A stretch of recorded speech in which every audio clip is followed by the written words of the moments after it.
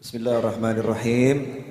Alhamdulillahirabbil alamin. Allahumma shalli wa sallim ala sayyidina Muhammadin miftahi babi rahmatillah wa adada ma fi ilmillah.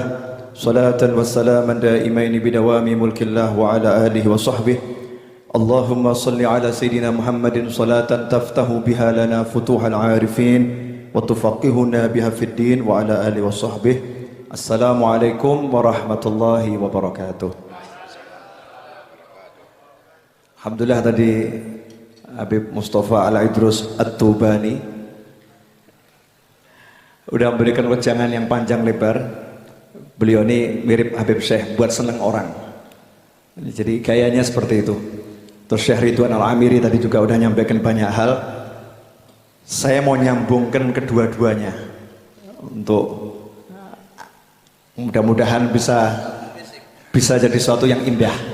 Nah, karena yang satu di kanan, satu di kiri, saya mau bicara tentang yang di tengah.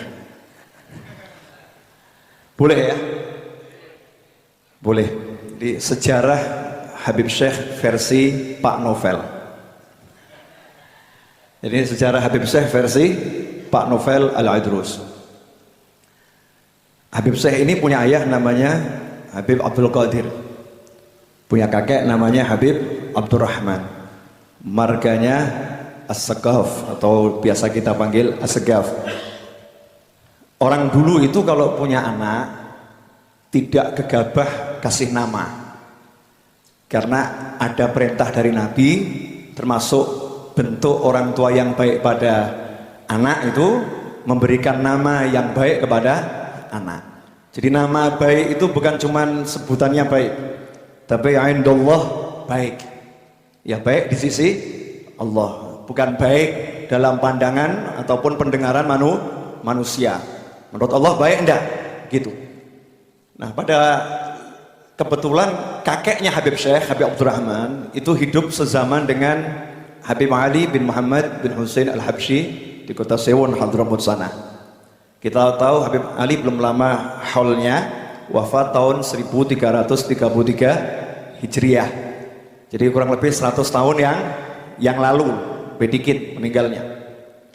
Habib Ali Al-Habsyi itu tidak ada satupun ahlillah yang meragukan beliau mencapai derajat Qutbaniyah, wali kutub. Gak ada satupun yang meragukan ahlillah. Jadi kalau bukan ahlillah ragu, gak jadi masalah. Paham ya? Jadi jangan paksa orang untuk percaya. Karena bisa percaya itu anugerah, bisa percaya itu anugerah. Jadi kalau ada orang lain yang nggak bisa percaya, ya didoakan semoga dapat anugerah, bisa percaya, bisa mencintai para aulia. Habib Ali Al-Habsyi karena mencapai derajat yang tinggi, maka suatu malam Habib Ali itu didatangi oleh Syekh Abdul Qadir Al-Jilani rahimahullah. Kita tahu Syekh Abdul Qadir Al-Jilani wafat tahun 561 Hijriah. Kurang lebih, entah mungkin ada perbedaan antara ahli sejarah yang satu dengan ahli sejarah yang lain. Syekh Abdul Qadir Al-Jilani wafat tahun 561 Hijriah. Habib Ali wafat tahun 1333 Hijriah. Berarti sekitar 700 sekian tahun kemudian. Ya, setelah 700 tahun kemudian, Syekh Abdul Qadir Al-Jilani mendatangi Habib Ali dalam mimpi, ketemu. Nah, di situ Syekh Abdul Qadir Al-Jilani berwasiat, "Ya Ali, wahai Ali, tolong sebut-sebut saya di majelismu." Syekh Abdul Qadir Al-Jilani minta tolong sama Habib Ali karena yang megang derajat Qutbaniyah, kutub di masa itu adalah Habib Ali. Tolong sebut-sebut saya di majelismu. Karena Habib Ali orang yang sangat dicintai oleh Nabi Muhammad sallallahu alaihi wasallam. Paginya kakeknya Habib Syekh itu datang menemui Habib Ali dan mengatakan, "Habib Ali, saya dapat anak laki-laki. Saya dapat anak laki-laki, tolong diberi nama." Nah, orang tua zaman sekarang ini kan sok pinter ya. Kadang udah dikasih nama sama gurunya, dikasih nama sama kiainya, kasih nama sama habibnya gitu ya. Terus merasa namanya kurang cakep, terus ngarang sendiri. Nah, kalau orang dulu lain, cari berkahnya dari orang-orang soleh, pasrah, bongkoan, gak mikir. Ya tidak mikir, karena fikirnya udah diserahkan kepada yang ahli mikir. Tolong kasih nama. Habib Ali ingat pesannya Syekh Abdul Qadir Al-Jilani, sebut-sebut aku di majelismu. Langsung mengatakan, Semih Abdul Qadir. Beri nama dia Abdul Qadir. Kemudian datang juga satu orang Habib namanya Habib Ahmad As-Segaf. Juga bilang ke Habib Ali, Habib Ali, saya punya anak laki-laki, tolong kasih nama. Kasih nama dia Abdul Qadir.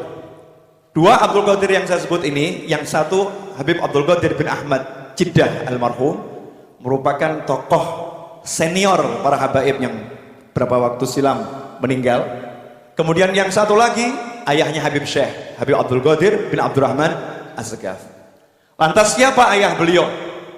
Ayah Habib Syekh ini, saya masih kecil wafat ya, ayah Habib Syekh. Ayah Habib Syekh ini hidupnya ngimamin masjid, ngurus masjid, cari dana mati-matian untuk bangun masjid. Hidupnya sederhana, semua waktunya dibaktikan untuk masjid. Maghrib sampai Isya tadarus Al-Quran dan dilanjutkan sampai sekarang di Masjid Jami' As-Segaf, gak putus.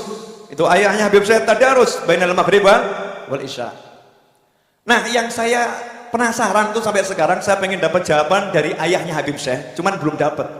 Maksudnya minta mimpi terus dijawab gitu ya, belum dapat. Kenapa ayah beliau ini ngasih nama cuman Syekh gitu, kok pendek men gitu namanya. Oh, cuman Syekh gitu kan. Saya ini versi Pak Novel, saya hubung-hubungkan, itu doa dari ayahnya. Kenapa? Karena ayahnya udah namanya Abdul Qadir, jadi kalau disambungkan Syekh Abdul Qadir, Syekh Abdul Qadir, mungkin ayahnya pengen anaknya mewarisi apa yang dimiliki oleh Syekh Abdul Qadir Al-Jilani rahimahullah. Ini saya sampaikan bukan di depan Habib Syekh, baru sekarang saya sampaikan depan beliau. Saya keliling Indonesia dan sampai ke Hongkong, dimanapun saya cerita tentang ini, beliau nggak ngerti. Cuman sekarang beliau harus ngerti gitu ya. Semoga diamini sama beliau ini ya, semoga diamini. Itu Habib Syekh. Nah, Anda boleh buktikan. Makanya kadang ada orang ini ziarah jauh-jauh. Kalau saya menyarankan di Solo ini ada makam-makam wali-wali besar, udah nggak usah repot-repot, deket. Tuh di Masjid Riyad ada makam, di Gabutan tuh ada makam, di Tipes itu ada makam, di Nglumprit ada makam. Ya kalau yang di Tipes ini satu saja, di Tipes itu isinya wali-wali besar, aulia besar. Satu ayahnya Habib Syekh. Demi Allah sampai hari ini saya cari manakib wali yang seperti ayah beliau belum ketemu.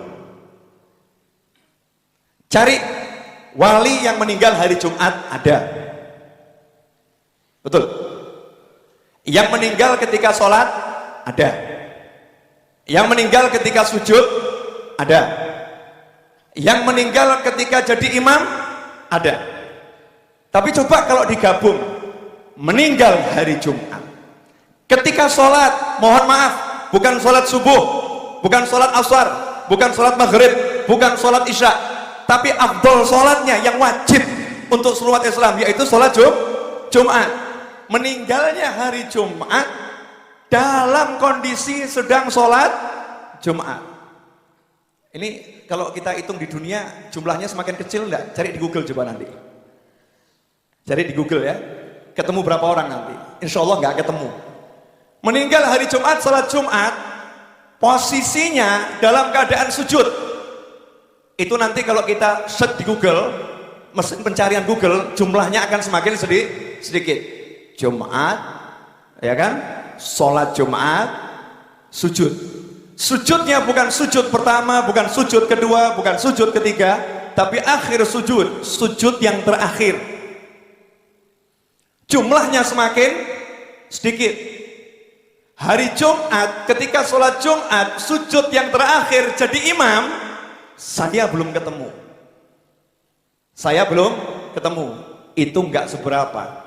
Saya kan terus melakukan penelitian tentang ayah beliau. Ternyata sebelum meninggal udah pamit dulu sama keluarganya. Mau berangkat ke masjid gak balik. Ganti baju baru, kaos baru, sarung baru, semua serba baru, bilang ini mau meninggal dunia. Sampai di masjid di shaf kedua, saya masih ingat kisah dari Al-Habib Muhammad Najib bin Toha bin Abdul Segaf. Habib Najib itu, beliau mengatakan saya posisi di shaf kedua dipanggil sama Habib Abdul Qadir. Ya Najib ta'al, kamu hari ini sholatnya di shaf pertama persis di belakang saya. Nanti kalau terjadi sesuatu dengan saya dalam sholat, tolong gantikan saya. Habib Najib masih muda waktu itu. Artinya udah pesan. Yang saya kaget, baru 2-3 hari yang lalu ada tamu ke rumah saya, salah seorang anak dari Habib Hadi Asgaf, anak dari Habib Hadi Asgaf Jakarta, yang dulu pernah tinggal di Solo. Habib Hadi ini salah satu teman baiknya ayah Habib Syekh. Ternyata satu hari sebelum meninggal, jadi hari Kamis, ayah Habib Syekh itu main ke rumah Habib Hadi dan mengatakan, ya akhi, besok saya mau meninggal. Besok saya mau meninggal. Carilah di dunia ini seorang wali yang meninggal di hari Jumat, sholat Jumat, sujud yang terakhir, jadi imam dan pamitan dulu sebelum meninggal dunia. Belum ketemu, makamnya di Tipes. Makamnya di Tipes tuh deket tuh sama Lotemat. Datang tuh Jumat ke sana ziarahin.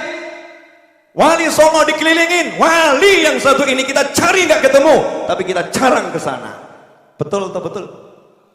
Betul atau betul? Ya, ziarahin. Walaupun kita udah ketemu sama putranya, itu akan sangat menyenangkan orang tuanya juga kalau kita ziarah ke sana. Sampai di sini jelas. Jadi kalau Habib Syekh begini kan pantas ya. Saya punya satu rahasia lagi yang udah lama saya pendam, malam hari ini mau saya sampaikan. Boleh Beb ya? Insya Allah nggak jadi fitnah. Almarhum Habib Anis itu beberapa kali diundang Habib Syekh untuk hadir maulid di Mertodranan, maulid tahunan beliau. Cuman beberapa kali berhalangan nggak hadir, betulnya Beb ya? Malam-malam Habib Anis dalam kondisi yang kurang sehat. Saya duduk dengan beliau persis di ruang dalam di depan televisi. Habib Anis lagi duduk, saya duduk di seberangnya gitu. Tiba-tiba Habib Anis kemudian berdiri, terus saya nanya, mau kemana Habib? Mau ke tempat Syekh. Kemudian saya buntutin masuk kamar, beliau ambil ridaknya seperti ini ya. Kemudian beliau berkata, dan ini perlu saya sampaikan biar orang tahu, beliau mengatakan, malam ini saya akan lantik Syekh jadi Habib, jadi kalau saya meninggal dunia nanti di Solo ada yang bisa dipandang. Di Solo ada yang bisa dipandang. Saya sebutkan semua ini sebagai wujud syukur ya, biar Anda semua bisa bersyukur adanya Ahbabul Mustafa, adanya Bustanul Asyikin. Anda di tempat yang benar gitu loh, di tempat yang tepat, di tempat orang-orang keturunan orang-orang soleh. Ini ayahnya meninggalnya nggak ada duanya di dunia ini. Jadi kalau kita nyambung sama anaknya, insya Allah kan anaknya bisa ngomong sama bapaknya, bah itu teman anak, bah tolong itu bah. Ini Habib Mustafa nih sahibi, bah tolong nih bah. Ini ada novel nih Al-Gadrah ini, novel yang Gadrah ini sahib saya nih bah, tolong nih bah. Tolong dia apa namanya diberi syafaat juga. Itu satu. Saya bilang tadi ada dua. Yang kedua, masalah sholawat.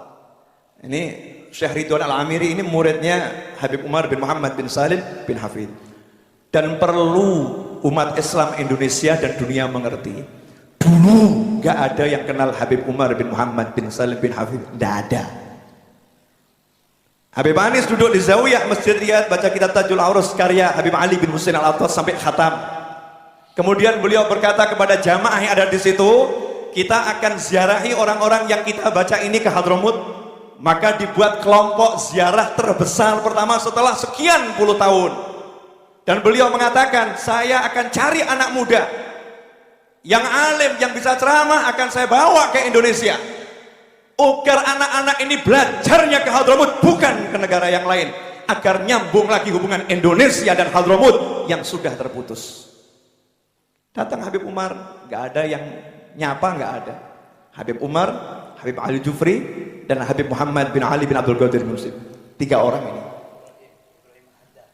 yang saya tahu, 3 orang ini yang pokok. Habib Ali Al-Jufri, Muhammad bin Ali Munsib, kemudian Habib Umar bin Hafid. 3 orang ini kemudian setelah Habib Umar ceramah, Masya Allah, kaget orang-orang. Habib Anis berkata bahwa ini Habib Umar ke Jawa Timur, datang ke pesantren-pesantren, naik mobil saya, jangan izinkan satu orang pun masuk mobil ini, siapapun orangnya, kecuali bertiga ini. Biar yang 3 ini bisa nyaman di mobil, nggak disuk-suk orang. Saya nyaman. Alhamdulillah dari keliling ke pesantren-pesantren itu, berangkatlah kelompok pertama ke Hadramut. Waktu itu belum ada Darul Mustafa, tinggalnya di masjid. Sampai terbentuk pesantren sampai sekarang alhamdulillah ini murid-murid Habib Umar tersebar luas di seluruh penjuru dunia. Yang mau saya nukil adalah ceramahnya Habib Umar bin Hafid jelaskan sholawat. Habib Umar nanti bisa dicari di YouTube, ya bisa di-download di YouTube. Menceritakan di Syria sana ada seorang ulama yang didatangi seorang wanita. Wanita ini nangis luar biasa. Kemudian sang ulama bertanya, kenapa kamu kok nangis? Kenapa? Apa dosa saya? Apa salah saya? Saya ini maksiat saya apa? Kenapa kamu berkata begitu? Saya udah 3 hari nggak mimpi bertemu Rasulullah SAW. Saya udah 3 hari nggak mimpi Rasulullah. Nangis terus ini. Nah, ulama nanya nih tadi. Lah biasanya kamu mimpinya berapa waktu sekali? Tiap hari saya mimpi Rasulullah SAW. Perempuan ini. Kemudian ulama tadi nanya, wiridmu kok bisa mimpi Rasulullah tiap hari ini? Baca sholawat berapa kali? Enggak banyak. Setiap hari saya cuma baca 15.000 kali sholawat. Enggak banyak. Ada yang sanggup nyontoh? Enggak ada kan? Belum ada. Nah ini tadi dibaca 40 sholawat pilihan. Kalau tiap Rebo hadir di sini ikut baca sholawat, ikut baca tapi ya. Kadang ini jamaah majlis dzikir ini majlis bungkem, enggak dzikir ini. Majlis dzikir tapi jamaahnya ikut dzikir. Ini kan masalah ini. Habib Syekhnya teriak-teriak, ayo sholawat, yang lain mantuk, enak, zen, masya Allah, enak, suaranya enak. Yang lain jadi bungkem. Ini majlis dzikir. Majlis dzikir itu ya semua ikut berzikir. Yang belum punya bukunya ya cari bukunya. Kalau dijual ya dibeli. Kalau nggak ada ya difotokopi. Kemudian dibaca, diteriakkan dengan suara yang keras. Orang kalau nggak bisa baca banyak sendiri, ya dengan berjamaah ini pahalanya jadi banyak. Kalau istiqomah tiap Rebo sholawat itu dibaca benar oleh kita, ya insya Allah lah sebelum meninggal, walaupun gak lihat langsung, minimal mencium aroma Nabi Muhammad Sallallahu Alaihi Wasallam. Itu yang dapat saya sampaikan. Sepurone ingkang kathah. Ini Pak Novel bisanya ngomong begini. Bib, jazakumullah khair atas waktunya. Saya mengundang resmi Habib Syekh untuk membuat majelis di Majelis Ar-Raudhah, sholawatan terserah waktunya kapan. Terima kasih Habib. Jazakallah khair. Ini undangannya kok lewat ceramah kabeh. Habib Mustafa lewat ceramah, Habib Novel lewat ceramah. Alhamdulillah. Insyaallah siap Habib. Insyaallah siap kita sholawatan di Ar-Raudhah.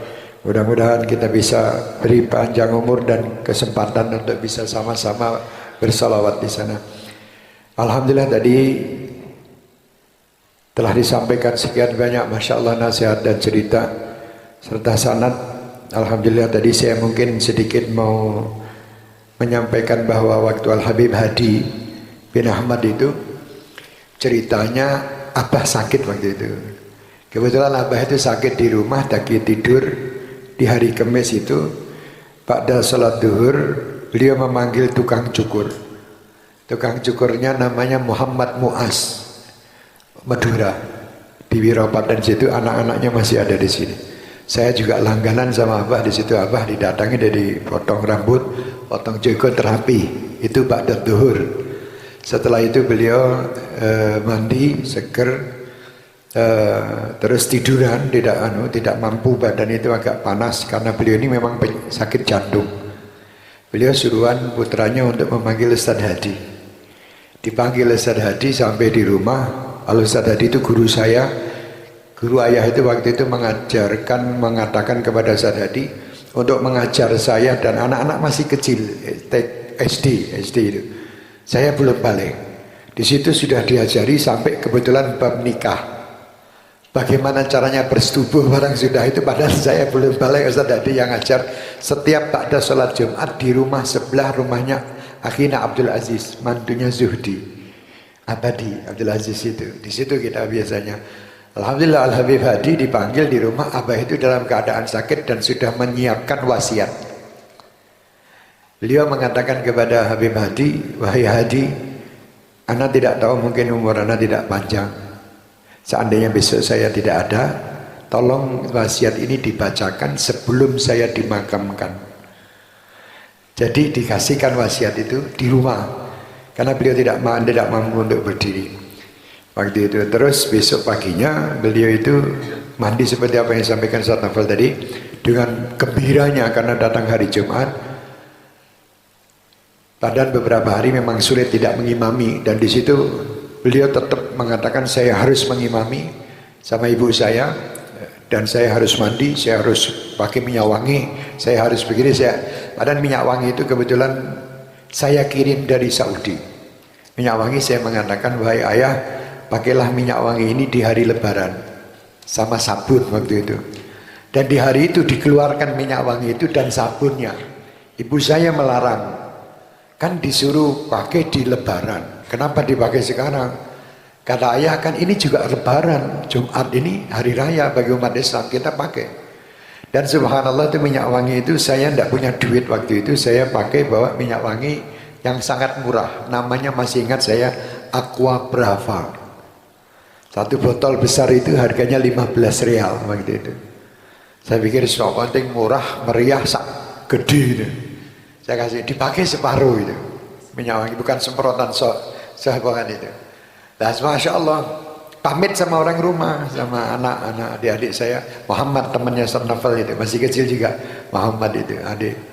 Dipamiti, pas kebetulan sakit waktu itu panas. Saya, kamu sabar ya, nanti kalau saya tidak kembali. Itu pamitnya begitu, naik becak. Becaknya itu saya masih ingat, langganan bapak itu namanya Pak Slamet. Selalu posisi di depan rumah, subuh pun beliau tidur di atas becak menanti abah itu buka pintu, klik dia bangun langsung naik becak. Karena abah tidak mampu jalan karena jantung. Kalau jalan sama saya itu, saya gandengan itu sampai 3-4 kali berhenti baru sampai ke masjid. Dan dari usia saya SD itu sudah selalu mengatakan bahwa aku ingin meninggal di mihrab. Aku ingin meninggal di mihrab. Cerita Al-Habib Abdul Qadir bin Ahmad, waktu itu setelah meninggalnya ayah, saya pikir diundang sama Habib Abdul Qadir bin Ahmad ke sana untuk menenangkan anak-anaknya. Saya, kakak saya Jamal dan keluarga di Saudi. Beliau mengatakan, sungguh besar kedudukan ayahmu, makomnya ada di sekian langit, tingkatan langit, dan ayahmu ini adalah murid kesayangan Al-Habib Abu Bakar Gresik. Jadi Habib Abu Bakar ini bertanggung jawab sampai meninggalnya. Jadi yang menggandeng beliau itu dibawa di tempat yang luar biasa di mihrab itu adalah Habib Abu Bakar ini, kata Habib Abdul Qadir bin Ahmad. Karena guru itu bertanggung jawab sama murid. Karena murid itu menginginkan, dan itu memang perintah waktu beliau menjadi imam itu dari Habib Abu Bakar Gresik juga. Jadi beliau itu tidak pernah meninggalkan hall Gresik. Hall lainnya beliau tinggalkan, tapi kalau hall yang Gresik beliau tidak pernah tinggalkan karena gurunya. Dan beliau tidak pernah meninggalkan masjid. Misalnya hall di Solo, tempat Habib Anis, kalau sudah dekat duhur itu ma'adan, pulang ke masjid. Jadi tidak sampai selesai, pulang ke masjid di hall dulu. Tadi Habib Naufal bawakan fotonya, coba fotonya diambil itu Kadir. Saya akan tunjukkan itu foto waktu hall zaman dahulu sama Habib Anis. Di situ ada Habib Abdul Qadir juga mulakhela. Antaranya yang saya dengar juga mungkin nama yang dikasih nama juga sama Habib Ali itu ada berapa orang namanya Abdul Qadir semua termasuk ini. Ini saya dapat hadiah dari Habib Naufal. Ini ayah saya ini. Ini ayah saya, ini Habib Anis, ini Habib Abdul Qadir, ayahnya Habib Syahab, ya. Ini mutrib gambus yang biasa kalau malam mau hall bin Yudrib ini. Ini Habib Hasan Al-Idrus, ayahnya Habib Abdullah. Ini Habib Abdullah. Ya, Habib Abdullah ini Garuda Tek yang dulu punya Garuda Tek ini. Dan ini Habib Muhammad bin Alwi Surabaya. Ini saya tidak tahu, kalau ini masyhur. Dari kelihatannya dari Gorontalo atau abahnya Habib Ali masyhur di sini. Jadi ayah posisinya dulu gini. Jadi hallnya dulu yang di sini yang lebih tua-tua. Jadi Habib Anis ini masih muda juga. Jadi duduk di sini. Ini kalau salah Habib Hadi ini. Kelihatannya Habib Hadi bin Ahmad ini.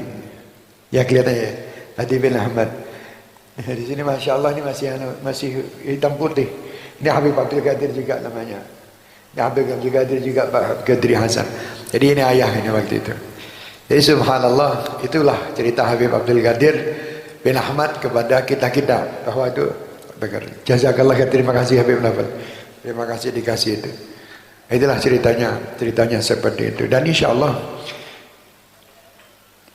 Orang yang baik tidak mengatakan bahwa dia adalah ayahku, katanya begitu. Tapi yang mengatakan ha anada, saya harus begini. Bagaimana? Kamu jangan membanggakan ayahmu. Ayahmu orang hebat, tapi kamunya gimana? Nah gitu lah. Insyaallah mudah-mudahan kita semuanya bisa mendapatkan bagian. Kami kadang-kadang malu kalau sudah mendapatkan cerita ayah yang seperti itu, luar biasa. Kami tidak bisa seperti beliau. Memang waktu nama itu kebetulan ada Al-Habib Syekh Al-Jufri, tetangga kita, masih famili Al-Habib Idrus Palu. Habib Idrus Palu Jufri. Lah saya ini ngelendot terus kepada istrinya Habib Syekh Al-Jufri ini, tonggo dulu. Akhirnya jadi karena nama saya Syekh, Habib Syekh itu seneng. Dan ayah itu ngasih nama Syekh, ya itu tadi kepingin, maksudnya kepingin jadi guru, malah jadi ini koyong ini. Jadi orang sekarang mungkin banyak keliru kalau manggil Syekh Abdul Qadir, padahal Syekh bin Abdul Qadir. Jadi seperti itu. Ya mungkin ayah mungkin seperti itu. Dan kalau dihubung-hubungkan mungkin ayah itu karena rindu juga dengan Habib Ali, apa yang disampaikan Habib Ali, dan Habib Ali rindu sama Syekh Abdul Qadir Jilani, luar biasa. Jadi supaya ada sambungannya Syekh Abdul Qadir. Maksudnya pentingkan kono. Ben istilahnya orang itu apa? Paling tidak nek ngundang wong kuwi eling iki, ngono. Jadi saya kalau manggil si misalnya Mustafa, ingat Rasulullah. Dan orang-orang soleh itu kalau punya anak, anaknya itu yang namanya seperti nama sahabat, itu tidak berani manggil atau namanya seperti nama Rasul, tidak berani manggil sembarangan. Jadi kalau misalnya namanya Toha atau namanya Muhammad atau itu manggilnya itu dengan panggilan sanjungan. Karena nama ini mirip dengan nama Rasul, nama ini sama-sama nama Rasul.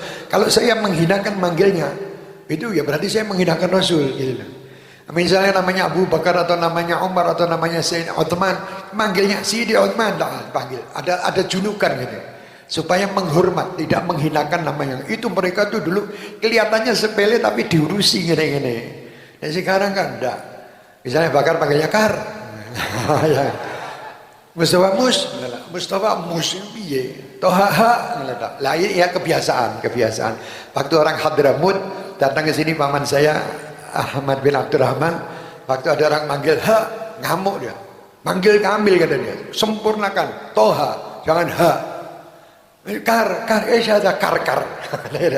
Abu Bakar, panggil sempurna Abu Bakar gitu. Ya, itu adab mereka. Mereka itu sangat indah. Makanya tadi kalau Habib Novel itu Mbak itu terus kita terkenang bagaimana zaman-zaman bersama Habib Anis. Zaman bersama orang-orang tua seperti tadi yang kita. Wah, enaknya luar biasa. Mereka ini orang-orang manja dan orang-orang tahu memanja juga. Jadi mereka manja kepada Allah dan Rasulnya, kita dimanjakan sama mereka. Untung ngawawe dhewe iki ketemu Habib Anis. Coba ndak ketemu orang seperti beliau, saiki ketemu sapa neh sehingga yang ngono kuwi. Sulit cari orang-orang seperti begitu. Alhamdulillah, mudah-mudahan akan terus timbul orang-orang yang hebat. Seperti alhamdulillah beliau, masya Allah, doakan Habib Novel, doakan Habib Mustafa, doakan Habib Ridwan kita, Syekh Ridwan kita, doakan Habib Husin, doakan semua pendakwah kita doakan. Bismillah kita jalan bersama-sama di langkah Rasulullah SAW. Jadi setapak demi setapak kita sampai ke Rasulullah. Nanti kita digiring sama Rasulullah. Ayo bareng-bareng. Masing-masing mempunyai kelebihan dan kekurangan. Kekurangan yang satu ditutup dengan kelebihan yang satu, insya Allah jadi sempurna. Ya, insya Allah mudah-mudahan seperti itu. Jazakumullah khair. Saya terima kasih dan malam ini sangat gembira sekali. Rumongso kuwi wis duwe bola kaya ngene iki saku adem ngene. Saya udah ngadem. Tadi uang ini duwe bola-bola. Saya ini dulu waktu nek acara Habib Novel mungkin sering lihat. Kalau acara pas malam Mas Maulid di rumah dengan di Metro Jalanan, kunci saya itu Habib Anis toh. Agar Habib Anis seneng, panitia kabeh seneng. Agar Habib Anis ono A, I, sithik ora cocok, panitia kabeh tak seneni. Panitia sudah deg-degan, pokoknya piye Habib Anis harus seneng. Pagi itu saya tidak tidur semalam, pagi tidak tidur, marani Habib Anis di toko. Jam 9, setengah 10, jam 10 Habib Anis di toko itu. Nah di situ saya masuk, assalamualaikum, pura-pura arep tukul, biasa. Assalamualaikum, saya mau tahu komentarnya apa. Wah, tadi malam ajib ya Syekh. Zen, soundnya bagus, ininya bagus. Nah, panitia siap, ayo seneng-seneng oh. Pokoknya kalau Habib Anis bilang ndak elek, buah itu gelone kayak apa. Dan terakhir itu luar biasa waktu itu, betul apa yang dikatakan Habib Novel tadi, Habib Manis dalam keadaan tidak enak badan dari Jakarta itu, pusing dan terlambat, datangnya terlambat. Tapi terus waktu saya sampaikan mic-nya itu, Habib Manis, ajib, ya khair syekh, ya khair mic, ya zain, sot zain. Akhirnya dipanggil putranya Abdillah yang biasa son itu, suruh belajar son sama orang saya waktu itu. Abdillah ini tanya itu gimana sih? Saya waktu Habib Manis bilang enak, ya sudah, bismillah tak penak-penak ke. Di situ digayak-gayak ke, digosidah-gosidahkan, ya la qalbin, beliau sukain. Itu terus habis itu lah. Itu terakhir sama beliau.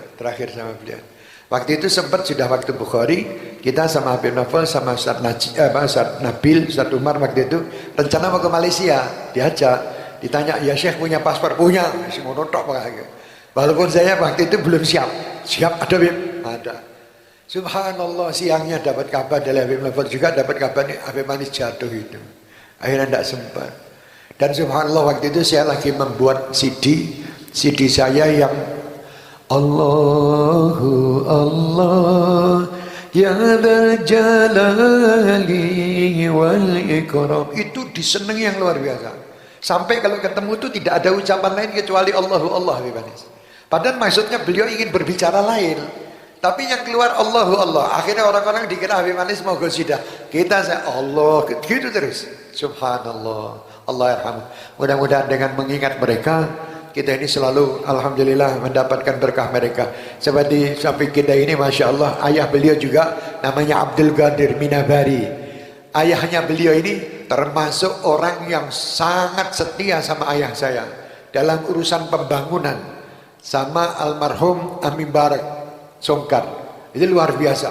Beliau berdua ini sama juga ada Abdul Qadir waktu itu bin Muhsin, ya Ambon di situ. Mereka ini luar biasa sama ayah itu waktu bangun masjid itu. Luar biasa lah orang-orang hebat, Allahumma ighfir lahum warhamhum wa'afihim wa'fu anhum. Allahumma ya Allah ya Rabbi fanfa'na bi barakatihim wahdina al-husna bi hurmatihim wa amitna fi tariqatihim wa mu'afatin min al-fitani. Allahumma inna nas'aluka al-'afwa wal 'afiyah wal mu'afati ad-da'imah fid din wad dunya wal akhirah. Allahumma inna nas'aluka al-jannah wa na'udzubika min sakhatika wan nar. Allahumma inna nas'aluka min khairi ma sa'alaka minhu nabiyyuk wa habibuk Muhammad sallallahu alaihi wasallam wa nasta'iduka min syarri ma ista'adaka minhu nabiyyuk wa habibuk Muhammad sallallahu alaihi wasallam. Allahumma ya Rabb, sebagaimana kami mendengar cerita para salihin, jadikan kami ya Allah pecinta-pecinta mereka dan dapat mengikuti mereka, menggembirakan mereka, terutama guru-guru kami ya Arhamar Rahimin. Jadikan mereka saat ini gembira, orang-orang tua kami saat ini gembira. Allahumma ya Allah, sebagaimana semua yang diingat ya Rabb di majlis ini, kami berharap ya Allah agar kami selalu diingat oleh mereka pula. Allahumma ya Arhamar Rahimin, jadikan kami selalu diingat mereka di alam barzakh mereka, hingga kami bisa berjumpa dengan mereka ya Arhamar Rahimin. Sebelum kau ambil nyawa kami, Allahumma ya Allah, jadikan kenikmatan-kenikmatan yang mereka rasakan dan kenikmatan sewaktu kami mendengar cerita-cerita mereka, kenikmatan yang akan membawa kenikmatan bagi kami ke depan ya Arhamar Rahimin. Allahumma ya Rabb, panjangkan umur kami, panjangkan umur para habaib kami, para kiai kami, para ulama kami dan seluruh jamaah kami, serta semua yang mengikuti acara-acara majlis kami. Allahumma ya Allah ya Rabb, makmurkan kota kami ini dengan majalisil ilm, majalis dzikir, majalis salawat ya Arhamar Rahimin, bijahin Nabi wa man yuhibbun Nabi wa ila hadratin Nabi bisirril Fatihah.